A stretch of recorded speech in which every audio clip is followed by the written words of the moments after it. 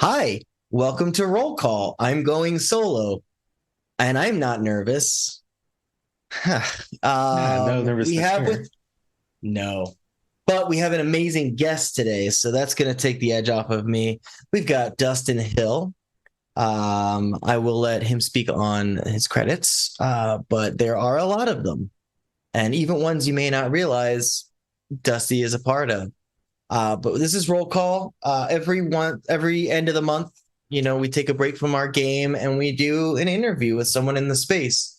And we were looking for someone, and it was May 5th, and something really cool came out on May 4th that I was very much into. So I said, I have an idea.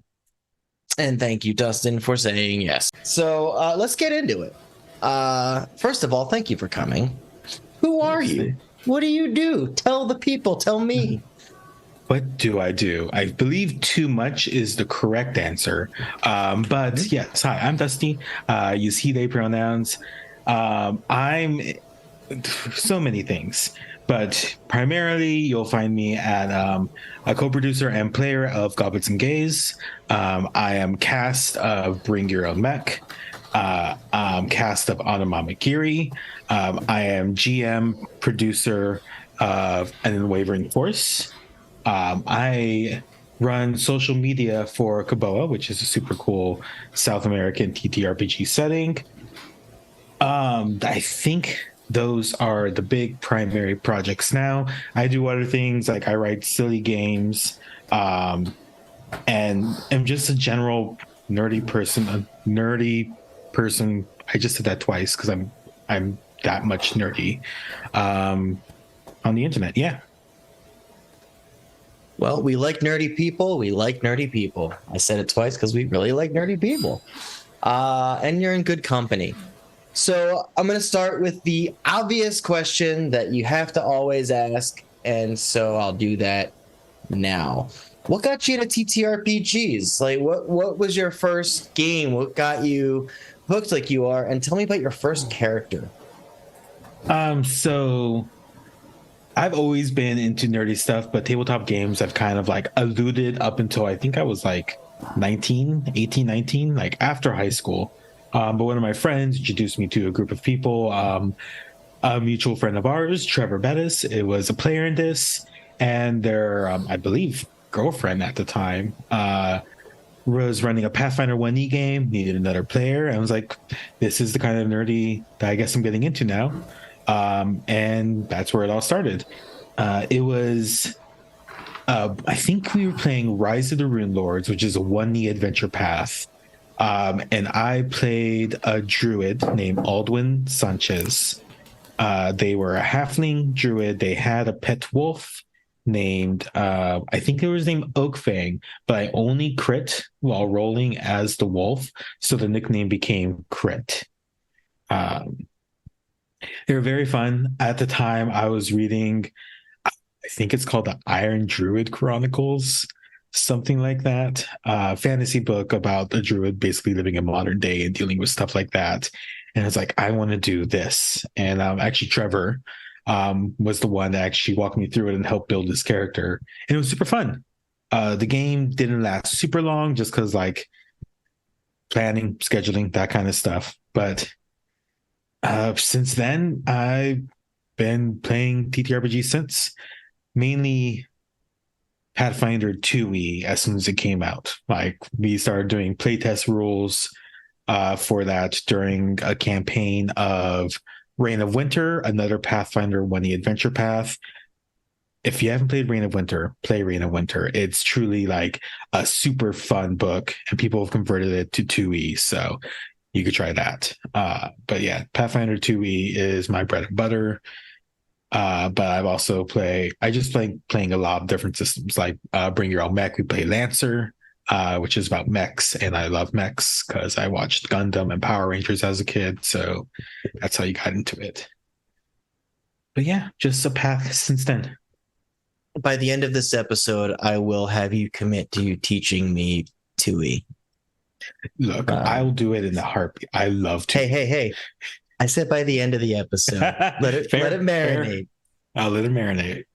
But we're already on a good path of you saying yes. That's awesome. So, as you've mentioned, you run and produce Goblets and Gays, Bring Your Own Mechs, and Unwavering Force, but we are going to put a pin in that for right now. We will get back to that. Believe you me. Shows that have a lot of queer and POC content. Tell me about why it's so important for you to focus on that kind of representation in your podcasts and games. I just That's always been a big thing for me, actually, since playing Pathfinder 1E.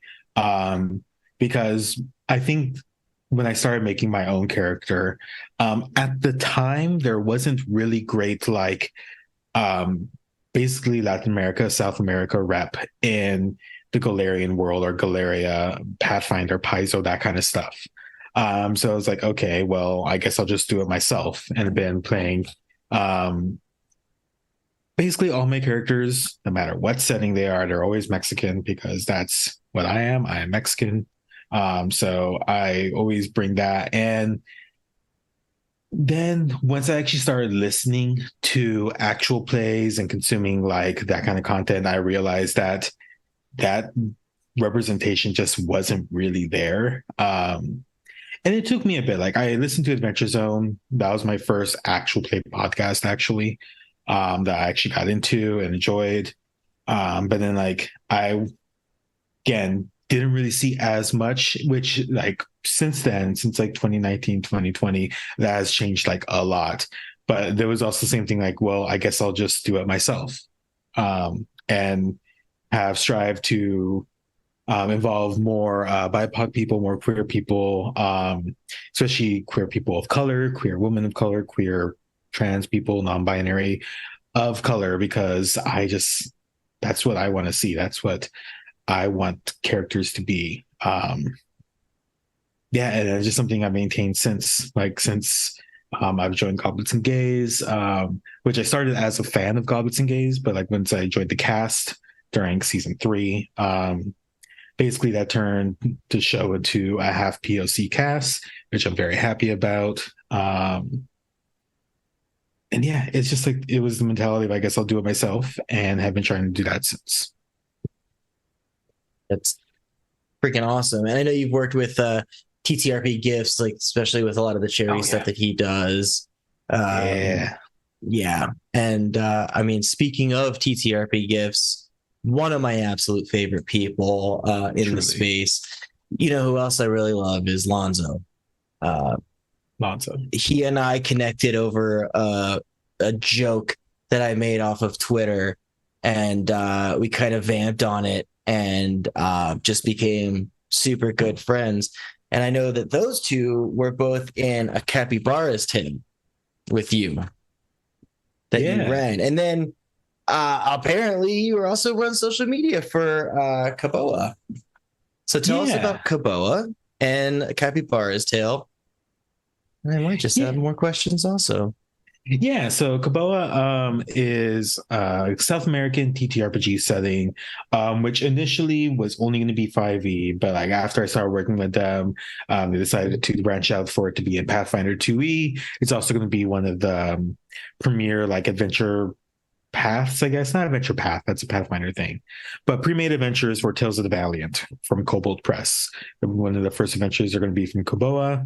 And the actual team from it is all a South American team from designers, writers, art director, lead director, creative director, which once I heard about them, like I would love to work with y'all.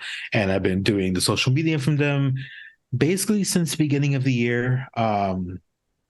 And so right now the Kickstarter is happening. If you want to do that, we are almost towards our next stretch goal. So at 50, which is 50K, which is wild. Our goal, I believe, was 10,000.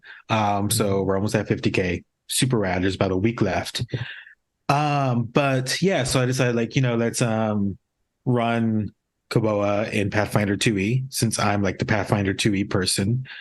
So I roped in Lonzo, Jorge, TTRP Gifts, and then Luigi Litza, who is one of the heads of Eldritch Osiris Games, which is like a Pathfinder 2e third-party content producer, maker. I don't think producer is the right word, but yeah, they make a bunch of third-party stuff for Pathfinder 2e.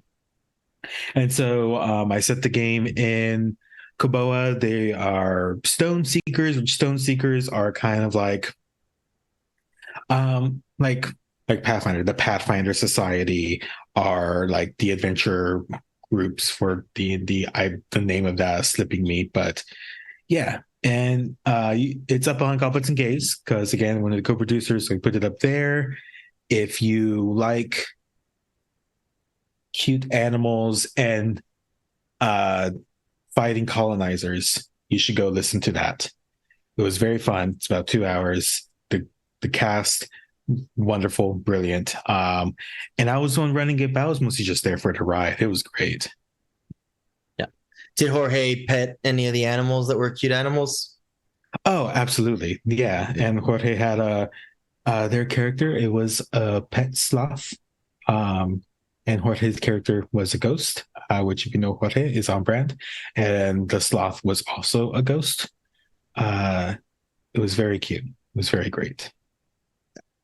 That's my druid in our current game. Part of my he's bad at animals, and I was like, one of my goals is to be able to transform into an animal so gross even Jorge wouldn't pet. Real That's a Cronenberg goal. stuff. Yeah, Yeah. he still would pet. Uh, so what are you? Were you really active in the actual like running of the Kickstarter? Have you done a lot of crowdfunding Um, for games? no, not really. This is kind of like my first real foray into it. I'm mostly doing like the hype and the promoting. The Kickstarter backend was done by the lead director Adrian and then Sean, who are both like basically running it. From that end, I'm the one that's like putting all the posts and sharing info and making sure like people know what our next goal is. And just like teasing and sharing stuff because like the biggest thing about this, I adore all the Kaboa stuff that's coming out. Ever since I laid eyes on all like the stuff, like their big thing is forms. Forms are basically like a different thing from race and like a replacement or a substitute. And I like forms are a super cool concept. It's something unique to Kaboa. Basically, like you could find these maps that are created by people of ancient places and the maps will allow you to change your form to how you want, what you need, all that kind of stuff. Oh, So, that's cool. yeah, we actually just reached our stretch goal of adding 3 new forms to the final book, and this new one that they teased is um myths from like the spider god. And so it's like you have like 4 arms and like that's like my kind of stuff. I'm slightly arachnophobic, but also I love spiders because they're really cool. So I'm it's highly arachnophobic and don't like yeah. spiders, but it still sounds cool. So there you Yeah, I go. mean, if you could have 2 more arms and like occasionally you'll just have to like listen to a spider god whisper in your ear, it'll probably be fine. I don't know if that's actually it. The vibes are just on point. So, That's awesome. Yeah, I noticed that like the stretch goals of just that you guys have just been ticking off is like 2 new subclasses, 2 new subclasses. I'm like, that's yeah. there is nothing more cool than having just all these different options. So the forum sounds like, hey, you like options? How about more options for those options? So Yeah, yeah. I am excited to try this. It sounds amazing. Okay. I've been staring at an unwavering force, the little logo that's there. Uh-huh. We got Pathfinder 2e. We got Yes. Star Wars. We've got this Lonzo Gonzo I've already spoken of, and some amazing players. Um, Tell me everything that we need to know about an unwavering force. So, an Unwavering Force is a Star Wars game. Well, it's a Star Wars story that we are using Pathfinder 2e to play, just because, like I mentioned, like 5 minutes ago, I adore Pathfinder 2e. A lot of our players I'm playing with also adore Pathfinder 2e. So we decided to go with that system after like bouncing back and forth. But at its core, it's still a Star Wars game. We are telling a story basically 6 months a very short amount of time after Order 66, so basically after Revenge of the Sith, um, and just like what it means to be someone that connects with the Force in a time where that is quite literally outlawed and illegal, but also how people connect to the Force in different ways. So like our players, only two of them are like Jedi or Jedi adjacent. The other ones, one person practices stuff from like Night Sister from Dathomir. One person is a Chiss, so they have connections to the Force in a very different way than most other people. And one person is just a trash man. And I do mean that as their day job. Yeah. That's so good. So I mean, it's cool too because it's like when you think of like the Force and connection to the Force, you think Jedi, and then you kind of think Sith, but you think that that's more like no, that's the bad Jedi. But you got Lonzo is your Sith,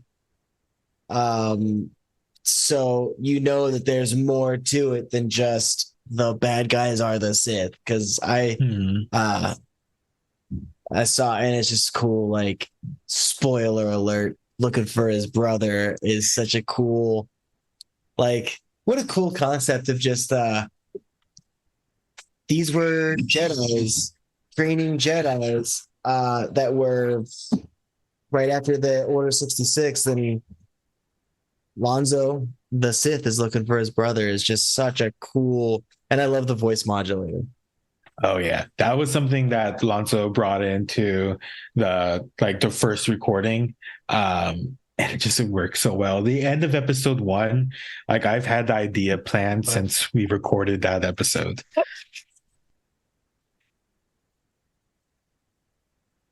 So, okay.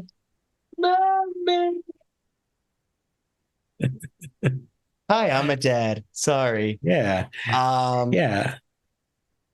I can just keep talking about Star Wars stuff. So I will ask my question real quick of what was it like turning Pathfinder 2e into Star Wars like abilities and skills? And I will let you talk on that while I mute my kiddo. So yeah, surprisingly, actually moving stuff from Pathfinder 2e to Star Wars wasn't as bad as I initially concepted, which is why I decided to stick with it. Because there's like the big thing that I took a lot of inspiration from Pathfinder 2e, probably weeks or months before I actually sat down and decided we are going to make this release the psychic class in its full entirety in one of the books. And that class is just basically like, hey, this is like Star Wars ass stuff. So we're going to do that. And so like I took the inspiration and played around with it, like did like a play test for like a one shot. And it's like, okay, this kind of works. We're going to do with that. And really just like, it's not as bad as you think. One, Pathfinder 2e, Galeria, like the lore of the world already has stuff connected to like Starfinder, which is their sci-fi game. Because both games are in a connected universe. So 2e already has stuff like androids and like ships and like technology and stuff like that, even though it's a fantasy setting. So kind of just moved that, reflavored it, and also the deeper you get into Star Wars to realize like there's just like magic. Like there's not the Force. Star Wars just has magic. It's with a CK, but it's still magic. So I'm really like playing up with that. And once you hear, you'll see like especially Alyssa's the player there playing Sunder Abyss, who is the Night Sister. Their connection to the Force is just all magic. So you'll be seeing or / hearing some of that. Like if you see the art, they're the one with the hands glowing. Which, speaking of the art, shout out to Aki, player and also artist. They did all the art. It's so good. Aki is brilliant, super, super talented from tons of practice. Like just seeing their progress of like knowing them since 2020 to now, it's like a wonderful glow up, and it just keeps getting better. But yeah, so it honestly isn't too bad. There's very little things I've had to stretch the rules from. I just made custom stat blocks for stuff. Like I made a custom stat block for lightsabers. Just reflavored some of the blasters because Pathfinder 2e has a gunslinger base. Yeah, it's honestly been more fun than stressful, which is great.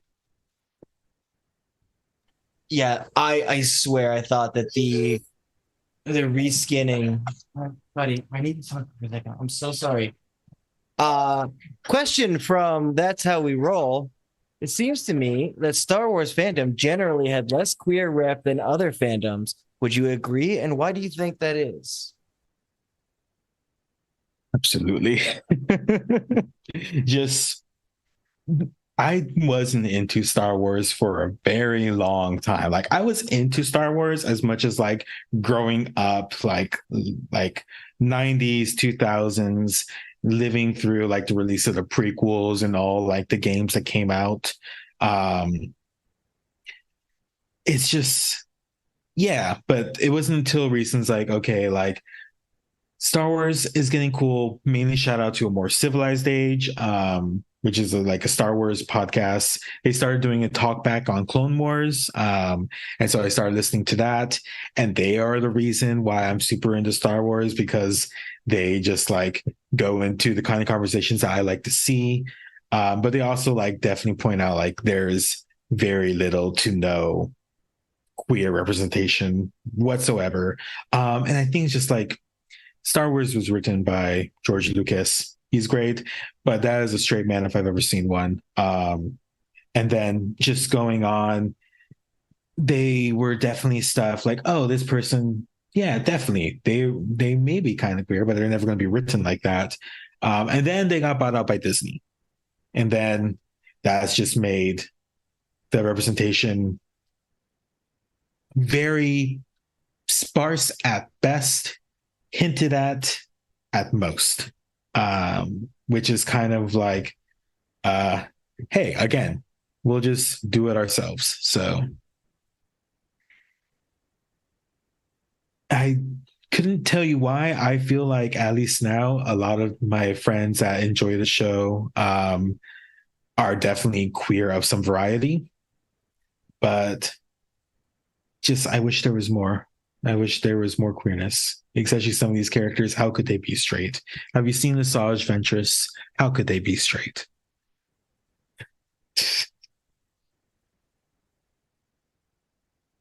Give me just 1 second. I'm so sorry. Thank you for your patience on this. Sorry, everybody. No worries. I'll just talk. So like other stuff like Andor, there was like a taste of queerness from there. Just the smallest taste. I wish it was more. Just Cinta could have done better, I'll be honest. But you know, we take what we could get. That's what fan fiction is for. Oh my gosh, I am so sorry. Thank you for that. He just No worries. barged into my office crying. So tell me what it's like producing when stuff like that happens. When because I know Lonzo's got kids. I'm sure they haven't been too keen occasionally. Well, so the thing about Unwavering Force, two of our players are dads. So there's Lonzo, there's also Navar, Secret Nerd Podcast, A Light in the Darkness, both dads. We do, I think it hasn't been as bad because we record kind of late for them. Just because like we record a certain night. So we haven't had that, but there's definitely been times where like we're doing stuff and the dad's gotta go dad. So they just kind of like have to step away, and so we just keep scenes running. The show itself is like heavily produced, which is something that me and Navar both decided going in. Navar is a player, but also helps a lot with the editing as well. We have like a 2-step editing process, which anyone who does podcasts, if you could do that, this is like the best way to do a podcast because it allows me to just like spend all my time instead of cleaning up audio. I get to go in and add all like the fantastic music, which is from Dare to Dream RPG. You should definitely check her out. All the sound effects, I get to like modulate the voices and all that stuff. Um, it's just like that's the magic of editing. You get to work around it, which is I think why I mainly wanted to do a podcast. Yeah, recorded ahead of time sure seems nice, he said, as and that's amazing. And I think that it is definitely awesome because it let you like, I'm gonna focus on the flavor and not worry about like the pauses, the silence. That's cool. Yeah, it's cool too. As I'm listening to the podcast, I'm getting to know Navar and Aki and the other players that I don't have a lot as much familiarity with, other than like seeing them as part of the space. But to like get to meet these new performers is just such a really fun experience. Like, and then just the characters that people create are really feel like I'm gonna be the trash man. I'm going to be actually doing trash as my job. And it's just like that's not a common choice, but boy is it fun to listen to. It's Aki is one of like a person and performer and like creative person that I think I work with the most just because we vibe on such a creative level together that when we players and games together, we just do stuff in general. It's great. So I invited him to this project knowing full well, and they telling me that they don't know jack about Star Wars. They really couldn't care as much about any of it. And they're like, okay, I love sci-fi though, so I'm down. You just have to like, I'll be the proxy player so you get to explain stuff and et cetera, et cetera. It's like, so I just want to be like a person. You know what? I'm gonna be the trash man on this like basically city planet. And that was the idea like 9, 10 months ago. And now this is one of my favorite jokes. Aki, I don't want to know anything about Star Wars last name, is now obsessed with the Mandalorian and Boba Fett and all that stuff. And so now like I have a whole different kind of beast on my hands. Just it's fun. It's great. It's like the difference of players. Like the more we play, the more you'll hear of like their interactions, their difference in lifestyles that they like portray. I feel pretty well and pretty great. Yeah, it's been fun. It's been fun doing this. Like truly, like it's been a passion project that started 9, 10 months ago and just released this month. Like it's still wild that we're in the first month of the show. I know. Yeah, I was like, oh man, I remember listening to that so long. Oh no, a couple weeks ago. Yeah, same. It's also funny too, because like with Aki's character, Aki not doesn't know anything about Star Wars last name. Characters in the Star Wars universe also aren't really big Star Wars fans. They don't even know it exists. Yeah. So it's not a prerequisite. But I really loved because it's so soon after Order 66, since it's so like Jedi is now a bad word kind of thing.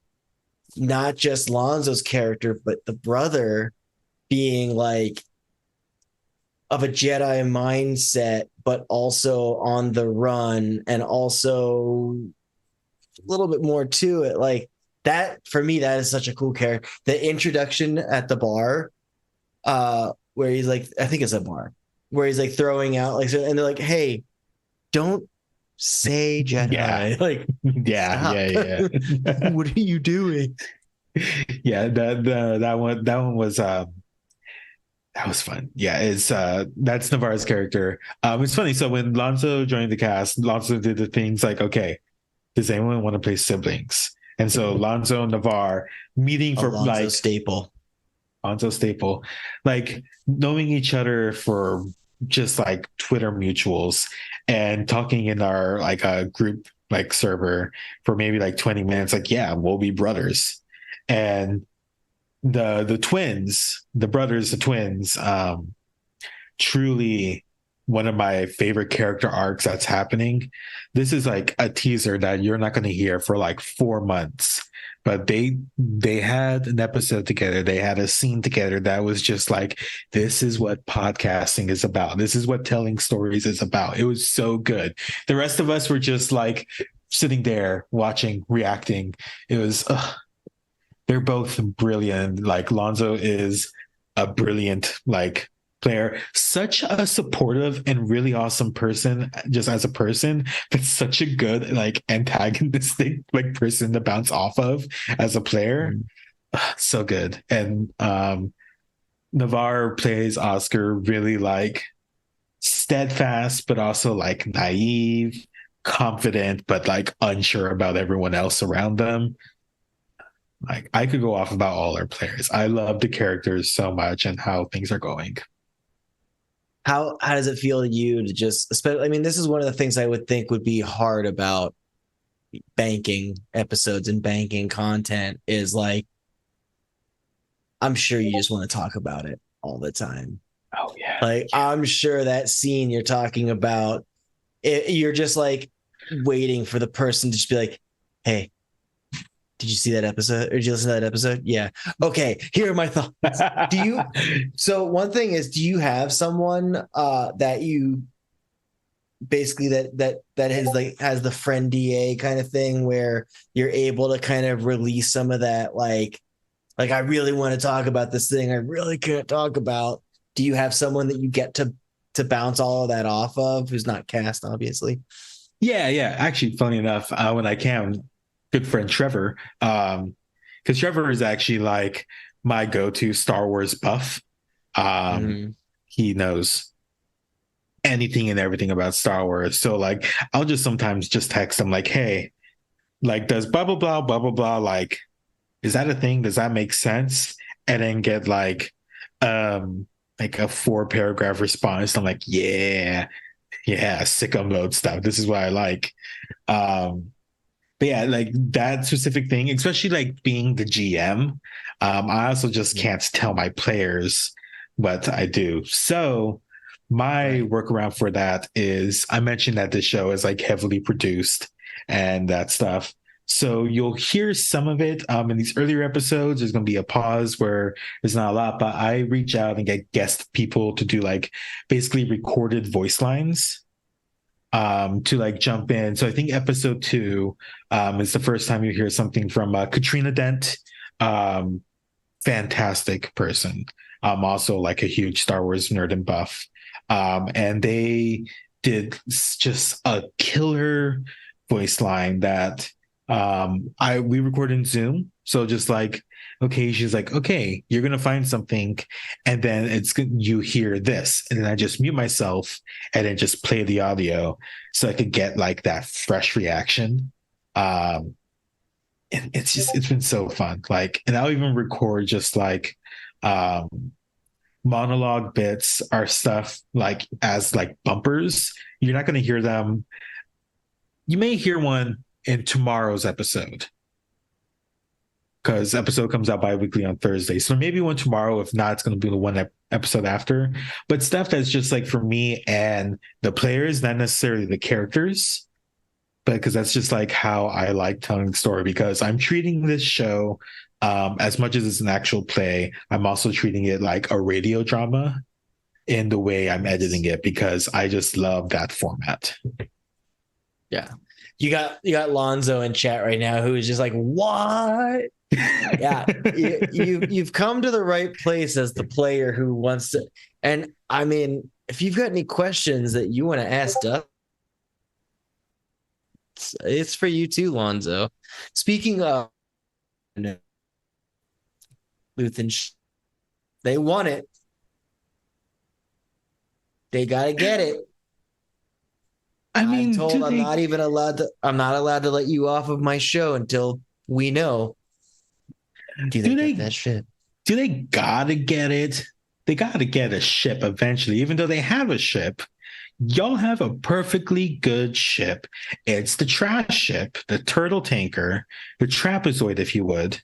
Um, that's a perfectly great ship. As far as Luthen ship, I just want to say, like, that ship is like 15 years away from when we're like playing in.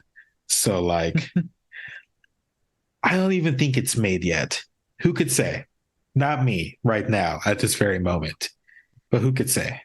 Prototype. Lonzo.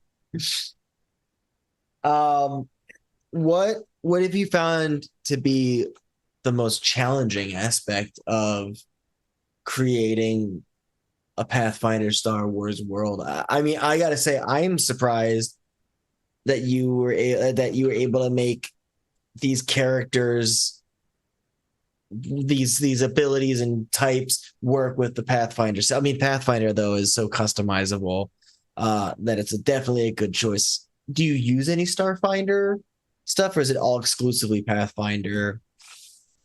It's like I look at some of the Starfinder stuff for like inspiration. These rules are still like baked in Pathfinder 1E rules. So anything like I look or take from inspiration from there, I'll have to convert anyways.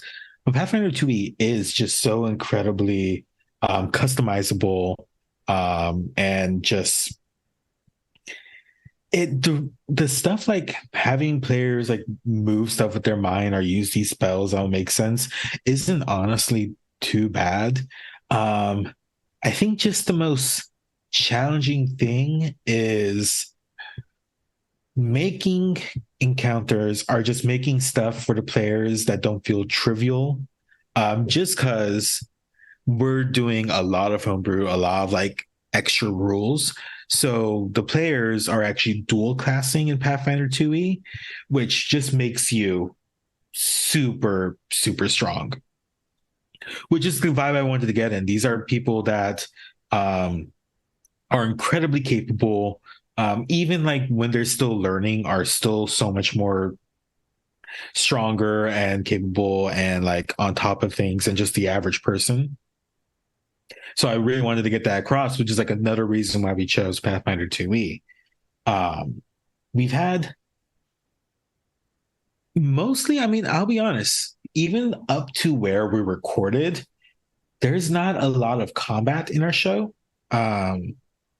Just because we are so RP focused and any like a lot of the combat we've had has been kind of like narrative combat, just kind of going through that, like not necessarily using rule of cool, just like using your cool that plays along with the rules. Mm-hmm. So the cool of rule, the cool of rule, yeah, and it's just like like honestly hasn't been too bad. They're like the challenging thing is just waiting for time to pass so I can release more episodes. All right. Question. You, Dusty, split into a separate person where Dusty, you are the GM of this show, but Bizarro Dusty is a player joining your show. What kind of character would you make? Oh, who would you want to be in your world? see, I've thought about this, like would have made a player, and like I've already like spent time making character sheets for like just NPCs and stuff. But like if I were to do anything, I think 100% I would just be a bounty hunter. Like I love that, like that merc character. Sci-fi mercenary is just such a fun trope that like I grew up on. Yeah. And so just doing stuff like that, like I don't know, I think I'd be incredibly drawn to like playing a gunslinger in this, just like uh Han Solo-esque, Lando Calrissian, Cat Bane, that kind of stuff. I think that, and then like playing around, like I'm a bounty hunter, but also like if I keep using like force ability stuff, I'm going to be the one getting bounty hunted, right? That kind of stuff. And I think that's a fun trope to play with. I personally would lean into the trash person mentality of like, because I just think that's so cool. Like all of your characters are so, oh, you know what? This is our channel. It's not for kids, even though mine came in. All of your characters are so fucking dangerous. And then a person whose job is collecting trash. Who in there who is a very dangerous person as well.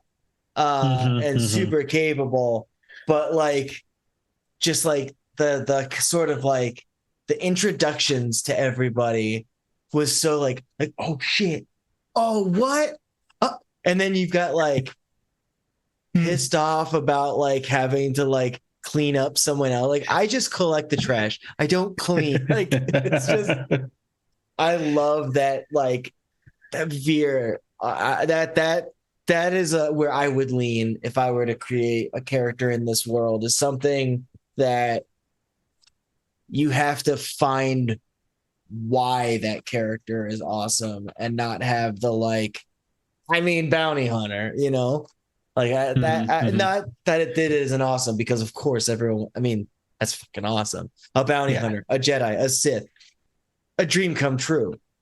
I love the idea of the like creating a character who has no business being that cool, but making them that cool is a lot of fun.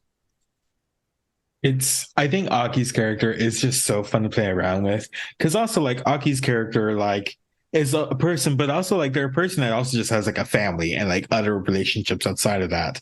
So there's like stuff like that stuff you have to like interact with and deal with, and has as a character motivation, whereas some of the other players don't necessarily have that. It's been fun. I'm having a lot of fun with everyone's backstory, but because Aki has given me so much, a lot of fun with that. You like, as a player and as a GM separately, if that exists, I don't know, but do you have a preference of like come to the table with like backstory, like not cemented in stone, but like written, planned out, thought out, like this is who my character is, or the concept of like I have a general premise of my character, what's a big part of them and how they got there, but so much else is a mystery that is, you know, GM in your hands, like they don't know why they have this, they don't, you know, do you like as the GM having that control, or do you find it as like, hey, do your work, it's not on? I wouldn't even see it as like having that control. I think I think both are incredibly valid, as long as like you are aware, like, okay, this character is going to evolve. They're not always just going to be the angry person that doesn't want to talk to anyone because like they don't want to talk about their family. If you had that player for 20 sessions in a row, nothing's going to happen. But like having being open to character change, character growth, whether or not you have a fully fledged backstory, I think it's great, because like at the end of the day, I'm the GM. I'm the one telling, like, directing this stuff, but it's all like a collaborative story, which is like why I love tabletop role playing games. It's all collaborative. Everyone is part of the story. The GM is the one just facilitating it, putting the pawns in place, putting like the situations for them to react. Because like here's a fun fact: up until our like fifth session of us recording the podcast, I, as a GM, did not have a concrete plan of where the players were going. I just kind of reacted and went with it. Like it wasn't until that fifth session where I'm not sure what episode that's going to be, because we're splitting some sessions in two. But that's when I was like, okay, I know where we're headed now. But all before that, I was just like, let me introduce this. I'm going to introduce that. I'm going to bring this character's backstory into it. This character's like relationships that make sense, that will push the other characters to like be forced to react to that. And that's how like I've been doing that. Because like as a player, when I join games sometimes, I am mostly the vibes only. Let's get started. Let's get going. The story will happen once it happens. That's awesome. I see. I have an issue. An issue. Um, I created my character in our game, Misfits Falsetta. I created as a one-shot character that Hope ran. It's so much so that I was like, all right, I want to make a druid that doesn't make sense as a druid because I don't like druids mentality, like the tropes of like love nature, love animals. I wanted to make one that was counter to that. And it was so like this is for a one shot that I knew it was a gnome because I wanted the wildfire spirit to be able to be a small creature like a gnome. So it is an identical copy of himself is his wildfire spirit. But like he's a gnome and we're about to start this game and I had to think of a name, but it's just a one shot. So I'm like, I don't know, he's a gnome. David the Gnome was a show I watched when I was a kid. His name's David. Now that's my character for our long running campaign. And I have to think of the backstory. And for me, it's not so much like I like the idea of not being so caught up in a backstory, but having my big thing be a forward story. Like what happens to get there. But if you have any ideas about what kind of a prophecy he's it's like his whole thing is like he's a part of a prophecy. One day he woke up as a part of it. I don't, Damien DeHope, don't listen to this. I have no idea what that is. I have a general concept that other druids suck and hate David. That's about it. I'll get there. But it feels like a cheat to be like, David doesn't know. Hope, figure it out, please. Is it though? Is that okay to do? I mean, as long as that's me. I think as long as that's like brought up at the table and like everyone is on board and knows this, it's not like oh, I have a prophecy, blah blah blah blah blah. 13 sessions later, what's your prophecy? Oh, I don't know. I thought you were gonna make it up. That's a no-no. Yeah, but as long, again, collaborative storytelling. As long as everyone is on the same page, even if you're all writing on it, you're going to be on the same page. You can see what everyone else is writing. I take a lot of my character stuff inspiration. Like I played a lot of like belonging outside of belonging games. So stuff like Sleepaway, Wander Home, which is like I've taken that framework of like you're telling a story. You don't know the backstory yet, but here's the prompts, and you're going to build off of that. And just to like other games. So like I had an idea that they have a prophecy that involves like X, Y, or Z. What exactly is when I confront it, I'm going to have to like look at it really hard. And I just take beats of the story that's already happened and kind of like work that into it. So nice. That's been my approach, and it's a fun way. Like it's like you truly are you choose your own adventure because you're just like, okay, we're getting there. So I don't know what's happening, but when I have to know, I'll know. Yeah. Plus, sometimes the dice write your character for you. Exactly. I'm currently on a streak of rolling so badly that one of our fans is donating money to charity for every nat 1 we roll because I've done a lot of it.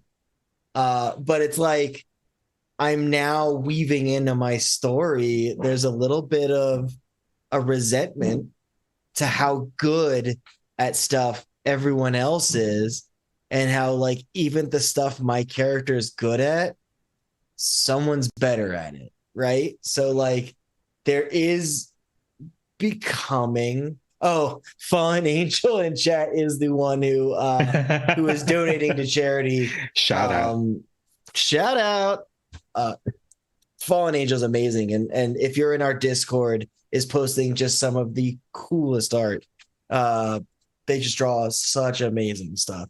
And it's always a pleasure when something new pops up. Still waiting on a David, but yeah. So do you have a favorite character that you've made or played and either are still playing or really would love to find a way to kind of bring back as someone you play in a one shot or another campaign or even just as an NPC? But is there someone Uh, you hold in your heart? um, all of them. But yeah, I think there's a lot. So I tend to actually do that a lot. I tend to, I'll say quote unquote reuse characters, but Mhm. that's not, I don't see them as reusing them. I just see them as playing them at a different part in their lives. I have this whole thing that some of my friends have dubbed the infamously the Dustyverse, where all of the characters I play in all stories are connected. They're either part, like quite literally part of the same family, are like friends, are acquaintances, are connected to those families in some ways. And that's like through Bring Your Own Mech, Goblets and Gays, other just like one shots that I have done. One of my characters that I actually initially created for actually a mini campaign on, again, Trevor's podcast, Difficulty Class, which was Nacho Sanchez Ignacio, for Not Short. Nacho is just what they go by because, common nickname, who is a ghost monstrous, because it was Monster of the Week, that's perpetually stuck in the 90s. So they are stuck in 90s wear, cargo pants with like 7 pockets, has the white t-shirt with like the jazz rat symbol on it, um, is a ghost but is always snacking because that's just how they are. And I've brought Nacho through so many different adventures. And like it was like after I started doing it, I realized, oh, you know what? I could play Nacho again and start doing like a character arc through these different games, which is actually kind of what's been happening. Um, I played them again years later, last year for Goblins and Gays, actually, for another Monster of the Week campaign. It was called Ghast Hollow. One of the players there ran it, Ferris, and I got to um, do more of Nacho's story. And like that character, I don't know, I adore them so much. They're a growing character throughout all these different games, and it's fun to play. They're just like a little shit that's a ghost. Like they fight by dragging people into the ground and leaving them there. So it's fun. Nacho in Unwavering Force when? Well, Lonzo's in the chat, so I can't say anything. You can hint very loudly. We'll see. We'll see. Oh man. I mean we're hitting that hour mark. We did have a guest spot from my kid. That was fun. And part of my relationship with Lonzo is I'll probably be messaging him about it because he is my go-to. We just are very much able to vent about being nerdy older fathers with young children. And that was a fun time. But you really rolled with it. You kept it going, and I appreciate you. That's the producer in you. Uh, um, and I guess one of the things is I need you to commit to teaching me 2E.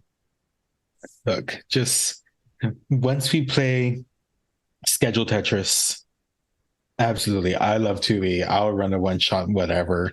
Um, Even if I have to roll prompts to get you in. But Pathfinder 2E is so fun. I don't even want to say like I'll evangelize it. I just like I've had so much more fun just making characters. Like like you could like quite literally make Gambit, like these no, it was X-Men Gambit.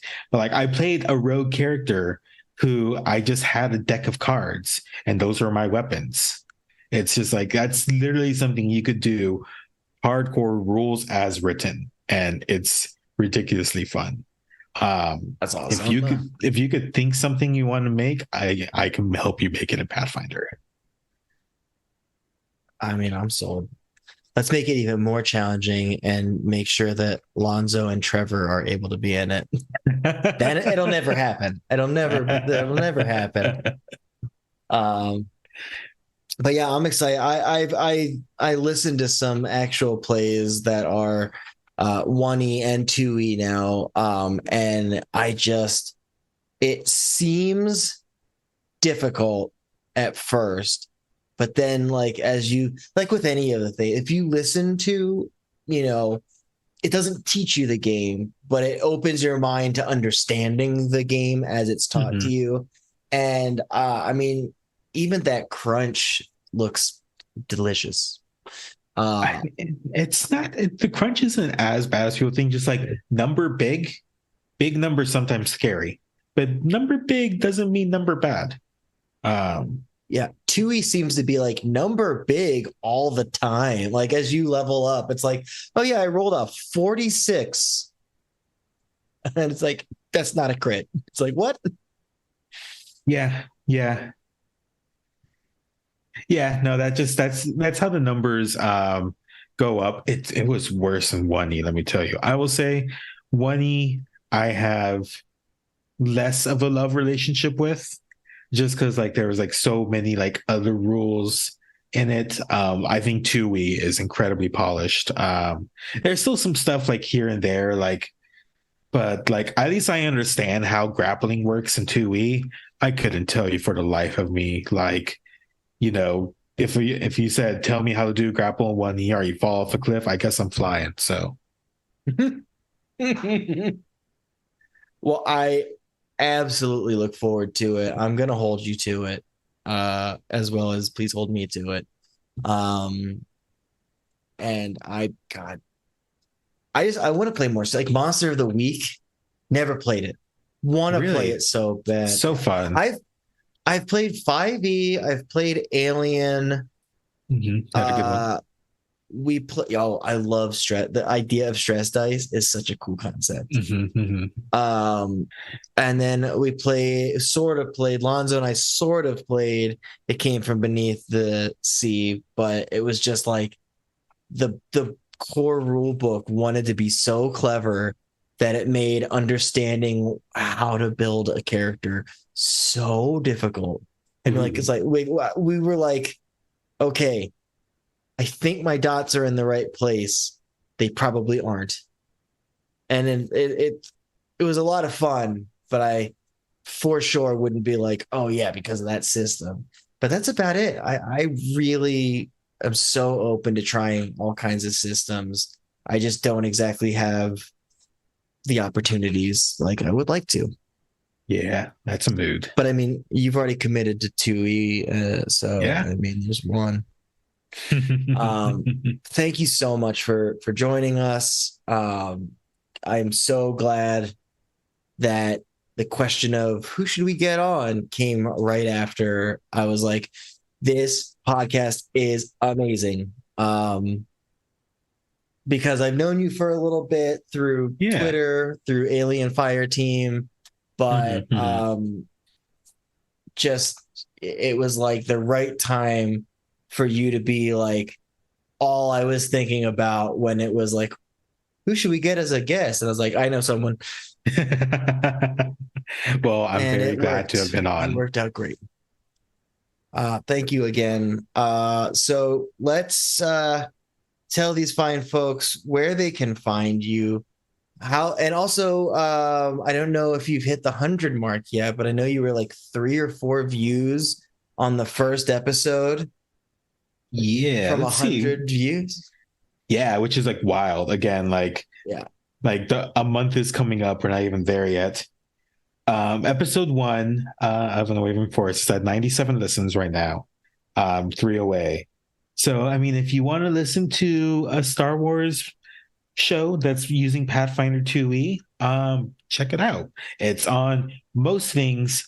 I'm still fighting Google Podcasts to get it on there, but I think it should be on Apple at this point. Or you could just go to Unwavering Force on Twitter. You'll find our RSS feed in the our pinned tweet, so you can check it out there.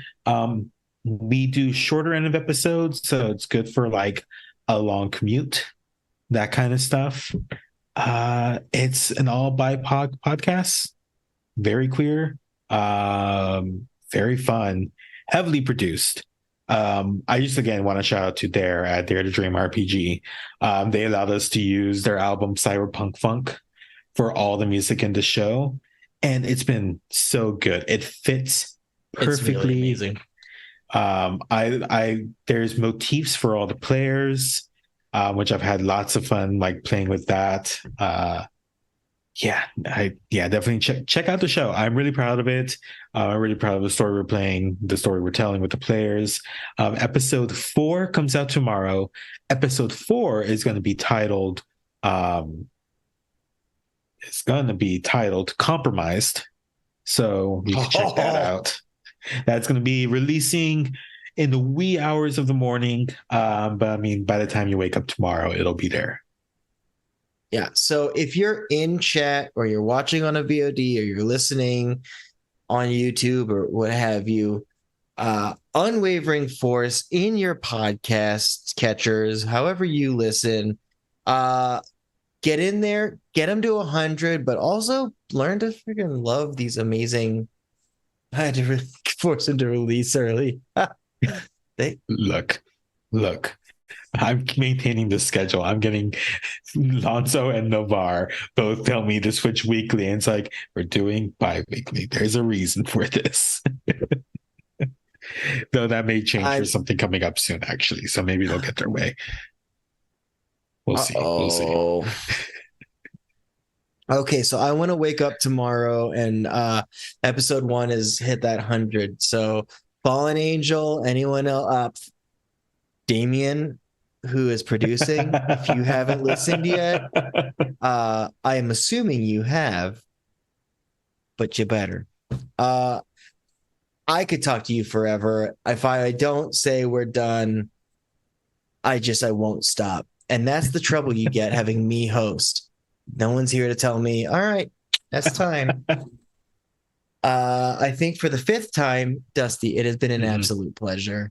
I am going to wrap this up. I'm at Goldberg337. You can find me. You can find me here. This is all I do. I do this show. I make pancake art. And then Dusty, you should check out our show. It's actually a lot of fun as well. Yeah, I should. Yeah. I need to listen to more Spotify. Things in general. Oh. Our first 6 episodes we were a mini campaign, and then we were all like, this can't be over. So that mini campaign became our prologue. A lot of fun stuff, a lot of Cronenberg animal shaping. And we'll have to find a way to get you on as a guest at some point as well. Thank you again. It was a pleasure having. I'm just kidding.